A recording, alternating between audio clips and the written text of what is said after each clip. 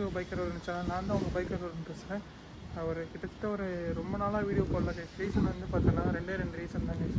ஒன்று வந்து ஜோயா சென்னையில் இருக்குது. இன்னொரு ரீசன் வந்து பார்த்தோன்னா நம்ம எக்ஸாம்ஸ் எல்லாம் கொஞ்சம் போயிட்டு இருந்துச்சு. அதனால தான் வீடியோ போட முடியல. இனிமேல் நான் கண்டினியூஸாக வீடியோஸ் போட ட்ரை பண்ணுறேன் முடிஞ்ச அளவுக்கு. ஏன்னா வந்து தொட்டி மாதிரி சென்னையில் வந்து மோட்டோ விளாக் பண்ண முடியாது.